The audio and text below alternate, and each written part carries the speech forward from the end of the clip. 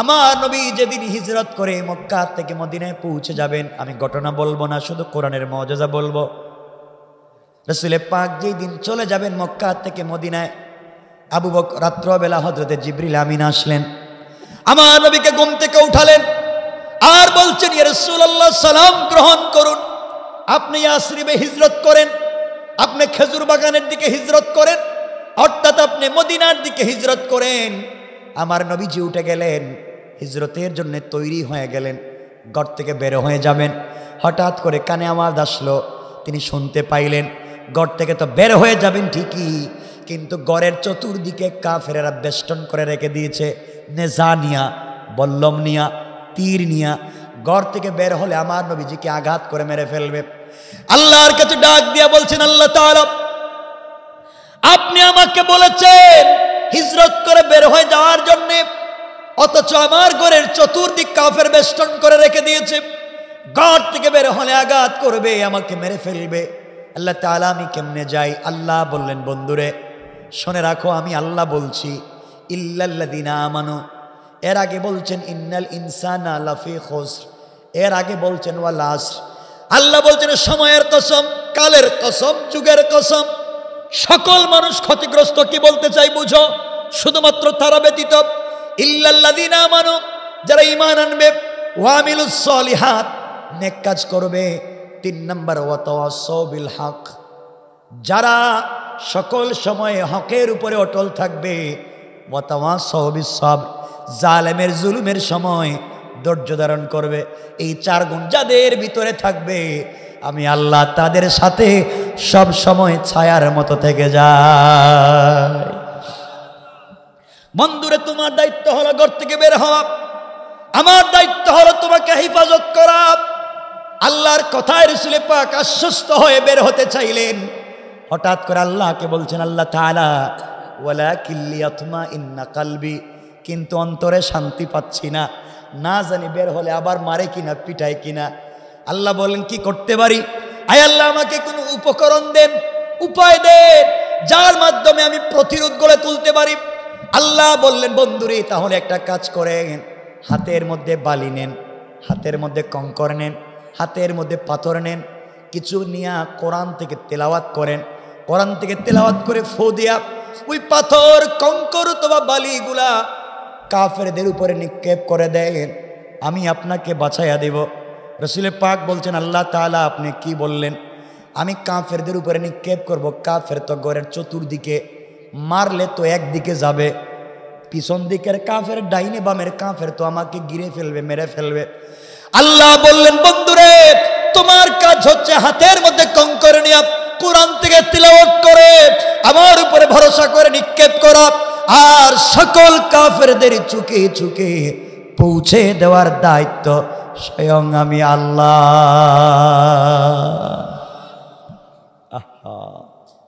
কেন বুঝেন না এগুলা?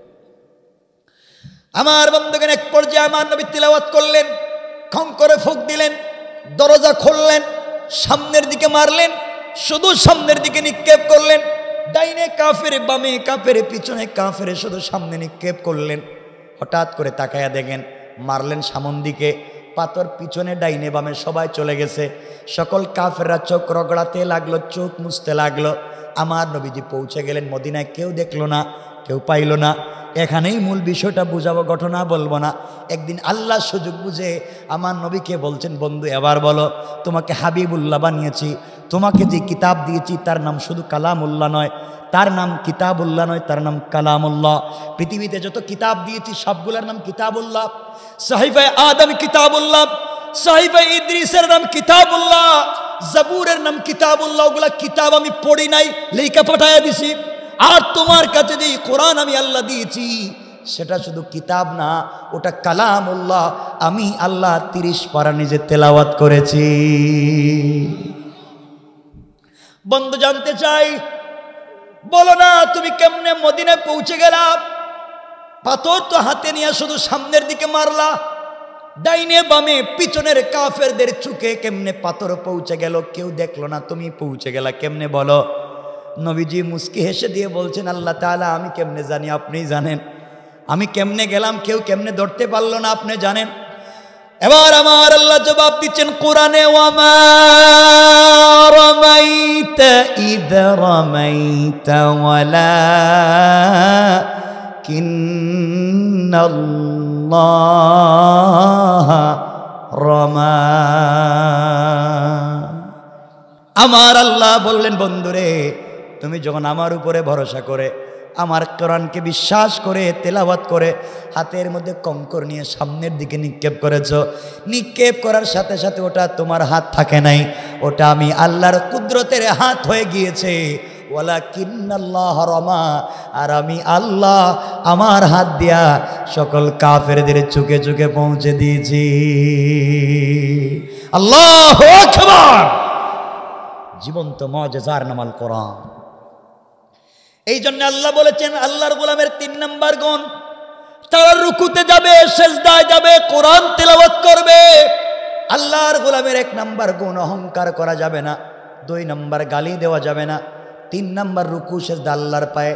4 নম্বর, যেটা আলোচ্য আয়াত পড়েছি, 4 নম্বর গুণ আমার আল্লাহ বললেন। এর পরের আয়াতে আমার আল্লাহ বলছেন, ওয়াল্লাযীনা ইয়াকুলুনা রাব্বানা ইসরিফ আন্না আযাব জাহান্নাম ইন্না আযাবাহা কানা গারামা।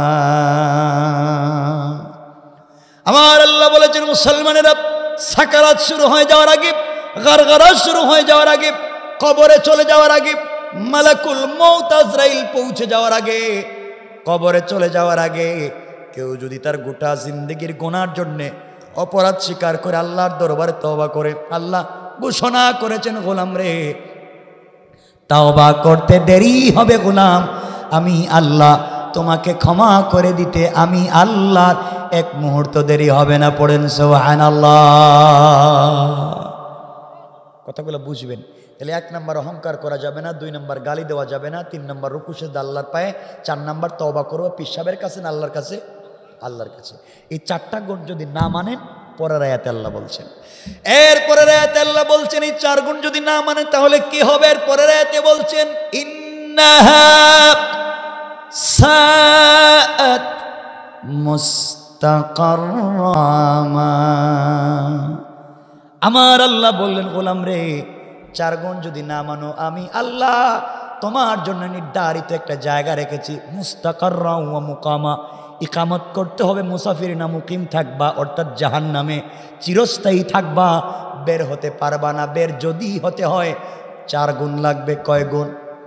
সবাই বলেন, আওয়াজ করে বলেন। এই 4 গুণ অর্জন করে যদি রবের সাথে সম্পর্ক করো, রব বলছেন হাত উঠাবে, নামাবার আগে মাফ করে দেবে। জোরে পড়েন না সুবহানাল্লাহ। একজন রবের সাথে সম্পর্ক করতে পারবেন তো ইনশাআল্লাহ? কথা বলেন না ইনশাআল্লাহ। রবকে চিনেন যুবক, তোমাদেরকে কলিজার থেকে কয়েকটা কথা বলছি, দিল দিয়ে শোনো। তোমাদেরকে কিছু বললেই বলে ব্যস্ত। যুবক আসো না তাফসিরে, ব্যস্ত। আসো না ওয়াজে, ব্যস্ত। আসো না মসজিদে নামাজে যাই, ব্যস্ত। আসো না ভালো কাজ করি, ব্যস্ত। আরে বুকা, এই কোরআন হাতে নিয়ে বলছি, তুমি যতটুকু দুনিয়া দুনিয়া বলে ব্যস্ত, তোমার চাইতে কোটি কোটি গুণ বেশি ব্যস্ত আজরাইল তোমাকে নিয়া, তোমাকে নিয়া। ঠিক কিনা বলেন? তুমি দুনিয়া নিয়ে ব্যস্ত, আজরাইল তোমাকে নিয়ে ব্যস্ত। তুমি মনে করেছো সব তোমার, তোমার কোলারুয়া এলাকার চৌধুরী বাড়ির চৌধুরী বাড়ি থাকবে, চৌধুরী থাকবেন না। খান সাহেবের খান বাড়ি থাকবে, খান সাহেব থাকবেন না। এমপির বাড়ির এমপির বাড়ি থাকবে, এমপি থাকবেন না। একদিন চেয়ারম্যানের বাড়ি থাকবে, চেয়ারম্যান থাকবেন না। একদিন আপনার বানানো বাড়ি টাকায় থাকবে, থাকবেন না শুধু আপনি। আপনি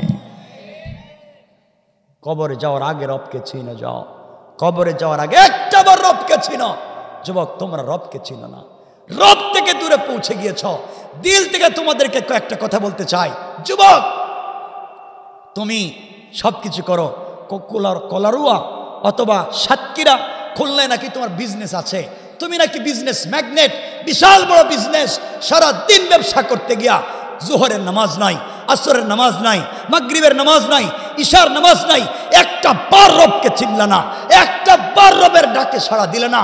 দোকানে বিজনেস বিজনেস, টাকা টাকা টাকা, অফিসে কাজ করতে করতে একটা বার রবের কদমে সেজদা দিলে না, সারাদিন বিজনেস করে রাত্রে 10টার সময় অফিসের ক্যাশের বাক্স খুলে টাকা গুনতে গিয়েছ, টাকা তোমার, বিজনেস তোমার, ক্যাশের বাক্স তোমার, ক্যাশের বাক্সে যখন হাত দিয়েছো টাকা গন্থে, আরে বুকা, হয়তো তুমি জানো না তোমার ক্যাশের বাক্সের ভিতরে আজরাইল বসা।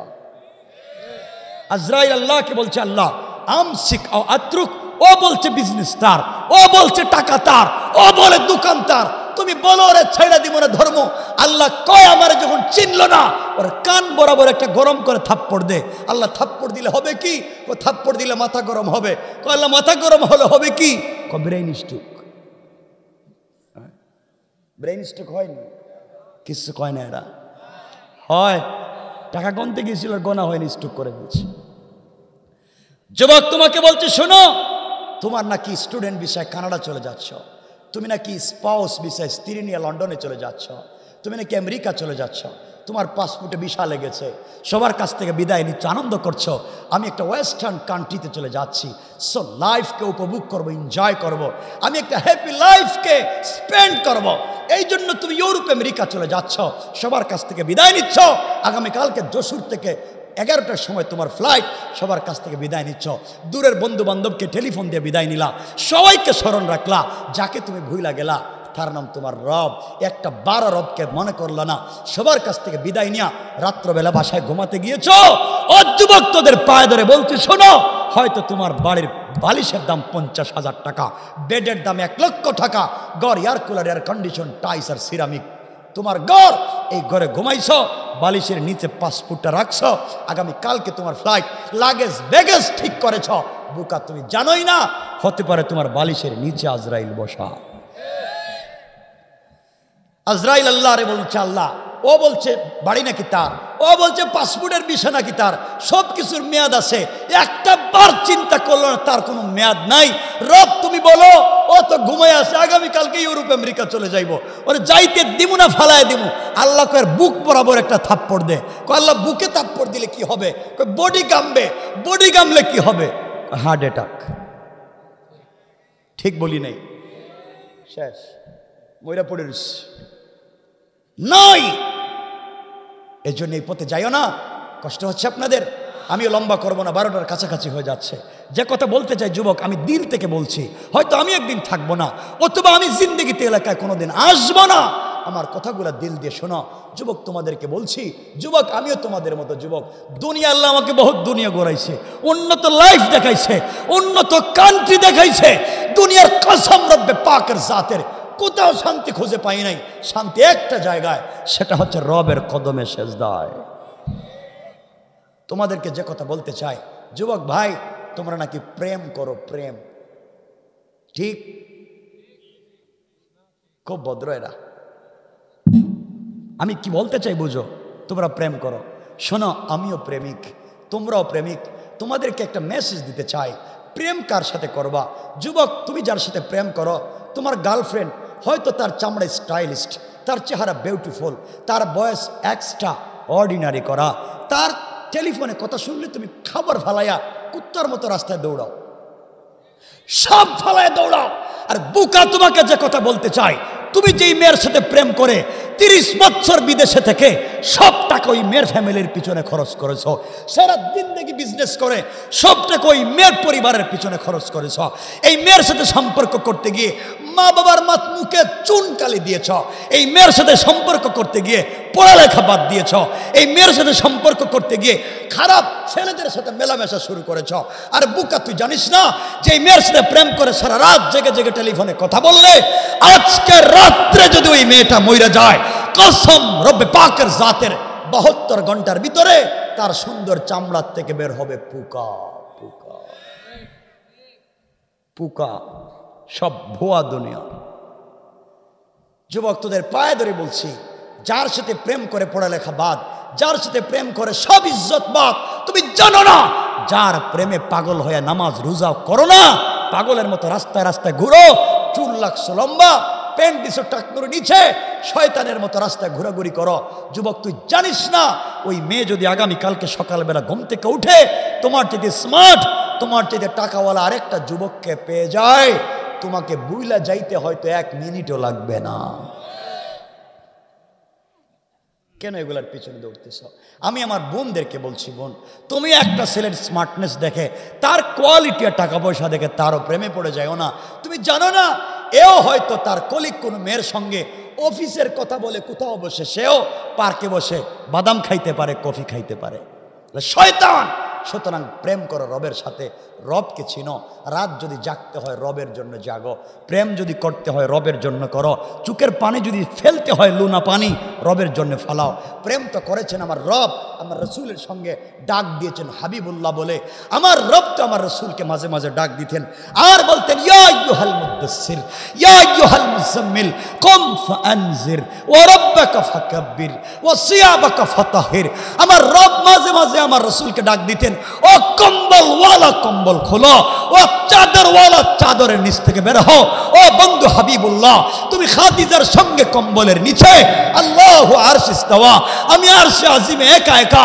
বন্ধু তুমি তোমার মেয়ে ফাতেমাকে নিয়ে ঘুমিয়ে আছো, লা তাখুযুহু সিনাতুম ওয়ালা নাওম। তোমার প্রেমিক রব তোমার জন্য ঘুমায় না। তুমি একটাবার কম্বল ছাড়ো, একটাবার বিছানার থেকে উঠো, ঠান্ডা পানি দিয়ে ওযু করো, সিজদায় গিয়ে আমাকে প্রেমিককে সুবহান বলে ডাক দাও। রব কথা দিলাম আরশে আজিমে থাকবো না, সাথে সাথে তোমার ঘরের দরজায় হাজির হয়ে যাব। রব তো তার নাম। রব আফসোস করে বলছেন, ইয়া আইয়ুহাল ইনসান মা গাররাকা বিরাব্বিকাল কারীম। এই মানুষ কে তোকে ধোঁকা দিয়েছে আমার মতো মহান রব থেকে? অথচ আল্লাযী খালাকাকা, আমি তোদেরকে বানাইছি, তুই আমাকেই চিনলি না। এজন্য আল্লাহর ওয়াস্তে রবকে ভুলে যাইয়েন না। পারবো তো ইনশাআল্লাহ? বলেন না ইনশাআল্লাহ? আমার আলোচ্য বিষয়ের আলোচনা বহুত লম্বা, শুধু নাম 4টা বলছি, একটারও তাফসিরি আলোচনায় যায়নি, কারণ রাত্র হয়ে গেছে 12টা। আর লম্বা করতে চাই না, যে কথাগুলো বলতে চাই শোনেন। শেষ যে ইনফরমেশন দিব, যুবক তোমাদেরকে আমি বলবো না আজকের থেকে মদ খাওয়া বাদ দিয়ে দাও, বলবো না। আজকের থেকে ফেনসিডিল খাওয়া বাদ দাও, বলবো না। আজকের থেকে শয়তানি বদমাইশি বাদ দাও, বলবো না। আমি বললাম বাদ দাও, তোমরা আমাকে বললা হুজুর পাক্কা ওয়াদা, আজকের থেকে ভালো হয়ে গেলাম। সকালে গিয়ে ওয়াদা ভুলে গেছো, আবার শয়তানি শুরু করছো। রসুলে পাক বলছেন, ওয়ালা দীনা লিমান লা আহাদা লা, যারা ওয়াদা দিয়ে ওয়াদা রাখে না এদের কোনো ধর্ম নাই। কথা কি বুঝাইতে পারছি? আমি তোমাদের কি জায়গায় নিতে চাই না, আমি একজন মেসেঞ্জার, আমি একটা মেসেজ দিতে চাই তোমাদের সবাইকে। এই যে আমাদের হাদি সাহেব যে ওয়াজটা তাফসীরটা করাইলেন, আজকের যে বিশাল সুন্দর দিল থেকে, ভালো মানুষ, ভালো দিলের মানুষ। আমি যেহেতু আমার কাছে অনেকবার গিয়েছেন, অনেক সময় এখান থেকে যাওয়ার সময় পুকুর থেকে মাছ নিয়ে গেছে আমার জন্য ঢাকায়, চিন্তা করছেন কত দূরে। তো আমি আজকে যে মেসেজটা দিয়ে তোমাদের কাছ থেকে বিদায় নিতে চাই, আমি জানি আমার কথা যদি আজকে মানতে পারো, শেষ কথাটা, লাইফ কামিয়াব, ফাকাদ ফাজা, লাইফ কামিয়াব ইনশাল্লাহ। মানার পাক্কা ওয়াদা? বলেন ওয়াদা। খুব বড় কথা বলবো না, এটাই আমার মেসেজ শেষ। রসুল পাকের জিন্দগির শেষ কথা ছিল এটা, ওমরে ফারুকের জিন্দগির শেষ কথা ছিল এটা, হজরতে উসমানকে যখন শহীদ করা হয় শেষ কথা ছিল এটা, আমার আলোচনারও শেষ কথা হচ্ছে ওইটা। আমি বলতে চাই যুবক শোনো, শোনো, বন্ধুদের পাল্লায় পড়ে সিনেমা হলে গিয়েছ। কোথায়? যশোরের মনিহারে। হ্যাঁ আসেনি একটা, আজও তোমার নাম বলছে এটা। হ্যাঁ শোনো, বন্ধুদের পাল্লায় পড়ে সিনেমা হলে গিয়েছ, সিনেমা হলে গিয়েছো বন্ধুদের পাল্লায় পড়ে। দুটা হাত জোড় করে তোদের পায়ে ধরে বলে গেলাম যুবক, তোদের পায়ে ধরলাম, বন্ধুদের পাল্লায় পড়ে সিনেমা হলে গিয়েছ, সিনেমা দেখতেছ, নাচানাচি হচ্ছে, ডান্স চলছে, নাচ গান চলছে, তুমিও নাচ গান দেখতেছো, ফিল্ম দেখতেছ। হঠাৎ করে ঘড়িতে দেখছো নামাজের সময় হয়ে গিয়েছে, সালাতের সময় হয়ে গিয়েছে। দু হাত জোড় করে বললাম ওখানেই নামাজে দাঁড়িয়ে যাও। আগে নামাজ, এরপরে অন্য কাজ। আগে নামাজ, এরপরে অন্য কাজ। ওখানে নামাজে দাঁড়িয়ে যাও, ওখানে নামাজে দাঁড়িয়ে যাও। বন্ধুদের পাল্লায় পড়ে মদের বারে গিয়েছ, মদের বোতল তোমার হাতে, উলঙ্গ হয় নর্তকীরা, জম কালো আয়োজন, নাচানাচি হচ্ছে, উলঙ্গ ডান্স হচ্ছে ক্লাবের ভিতরে, তোমার হাতে মদের বোতল, তুমি গ্লাসটা ভাঙছ, মুখে দিয়ে দিবে। আল্লাহ বলছেন হাইয়া আলাল ফালাহ, ও গোলাম বোতলটা রাইখা দে, কল্যাণ আমার কাছে, মদে কোনো কল্যাণ নাই, কল্যাণ তো আমি দেব। ভাই তোর পায়ে ধরে বলছি বোতলটা রাইখা দাও, আগে নামাজে দাঁড়িয়ে যাও। আগে নামাজ, এরপরে অন্য কাজ। বন্ধুদের পাল্লায় পড়ে ফেন্সিডিলের বারে গিয়েছ, ফেন্সিডিলের বোতল তোমার হাতে, নামাজের সময় হয়ে গিয়েছে, বোতলটা পকেটে রেখে দাও, আগে নামাজে দাঁড়িয়ে যাও, আগে নামাজে দাঁড়িয়ে যাও। বন্ধুদের পাল্লায় পড়ে ইয়াবার ট্যাবলেট হাতে নিয়েছ, ইয়াবার ট্যাবলেট তোমার হাতে, নামাজের সময় হয়েছে, তোদের দুটো পা জড়াইয়া ধরে বললাম আর ট্যাবলেটটা পকেটে রেখে দাও, আগে নামাজে দাঁড়িয়ে যাও, আগে নামাজ, এরপরে অন্য কাজ। বন্ধুদের পাল্লায় পড়ে জিনা করেছ, বদমাইশি করেছ, তুমি অপবিত্র, অপবিত্র, নামাজের সময় হয়ে গিয়েছে। দুহাত জোড় করে বলছি, পবিত্র হইয়া ওখানে নামাজ দাঁড়িয়ে যাও, ওখানে নামাজে দাঁড়িয়ে যাও। ভাই তোদের পায়ে ধরে বলছি, মাথায় যদি পাগড়ি থাকে পাগড়ি পরে নামাজে দাঁড়িয়ে যাও, পাগড়ি যদি না থাকে একটা টুপি পরে নামাজে দাঁড়িয়ে যাও, টুপিও যদি না থাকে খালি মাথায় নামাজে দাঁড়িয়ে যাও। ও যুবক শুনো, শরীরে যদি একটা পাঞ্জাবি থাকে পাঞ্জাবি পরে নামাজে দাঁড়াও, পাঞ্জাবি যদি না থাকে একটা শার্ট পরে নামাজে দাঁড়াও, শার্টও যদি না থাকে একটা টি শার্ট পরে নামাজে দাঁড়াও, তাও যদি না থাকে একটা সেন্ডু গেঞ্জি পরে নামাজে দাঁড়াও, তাও যদি না থাকে তোদের পায়ে ধরে বলে গেলাম খালি গায়ে খালি মাথায় তাও নামাজে দাঁড়াও, তাও সময় মতো নামাজ পড়ো। আসসালাতু আলা ওয়াক্তিহা, সময় মতো সালাতটা পড়ো। যুবক তোর শরীরে যদি একটা পায়জামা থাকে পায়জামা পরে নামাজে দাঁড়াও, পায়জামা যদি না থাকে একটা প্যান্ট পরে নামাজে দাঁড়াও, প্যান্টও যদি না থাকে 3 কোয়ার্টার পরে নামাজে দাঁড়াও, 3 কোয়ার্টারও যদি না থাকে নাভি থেকে হাঁটু পর্যন্ত ঢাকো, তাও নামাজে দাঁড়াও। নাভি থেকে হাঁটু পর্যন্ত ঢাকবার কাপড় যদি না থাকে খালি মাথায় খালি গায়ে উলঙ্গ হয়ে তাও সময় মতো নামাজে দাঁড়াও, তাও নামাজটা পড়ো। যদি পানির ব্যবস্থা থাকে পানি দিয়ে অজু করে নামাজে দাঁড়াও, পানির যদি ব্যবস্থা না থাকে তায়াম্মুম করে নামাজে দাঁড়াও, তায়াম্মুমের যদি ব্যবস্থা না থাকে বিনা অজুতে বিনা তায়াম্মুমে খালি মাথায় খালি গায়ে খালি শরীরে উলঙ্গ হয়ে আসমানে না জমিনে বিমানে না সাগরে দুনিয়ার কোথায় আসো জানতে চাই না, যেখানে আসো তুমি রবের কদমে সিজদায় পড়ে যাও, সালাতে দাঁড়িয়ে যাও। আমার বিশ্বাস রব তো বলেছেন ইন্নাস সালাতা তানহা আনিল ফাহশাই ওয়াল মুনকার, এই সালাত একদিন তোমাকে সকল অশ্লীলতা থেকে বাঁচাইয়া বাঁচাইয়া আল্লাহ পর্যন্ত পৌঁছাইয়া দেবে ইনশাআল্লাহ, ইনশাআল্লাহ। এর জন্য এরপরও সালাত, তোমার রসুলের জিন্দেগির শেষ কথা সালাত। তোমার রসুলের প্রিয় সাহাবী হযরত ওমরকে মুগীরা ইবনে শুবার গোলাম আবু লুলু আল মাজুসি ফজরের নামাজে যখন খঞ্জর দিয়ে আঘাত করলো, পেট থেকে সব বাইর হয়ে গেল, যখন জ্ঞান ফিরেছিল তখন তিনিও বলেছিলেন আসসালাতু আলা ওয়াক্তিহা, যেখানে থাকো যে অবস্থায় থাকো নামাজ ভুলে যাইও না, কারণ নামাজই হচ্ছে বান্দাকে বন্ধু বানাইয়া দেয়। পারবো তো ইনশাআল্লাহ? রাত কাটায় কাটায় কাজ 12টা, আর লম্বা করতে চাই না।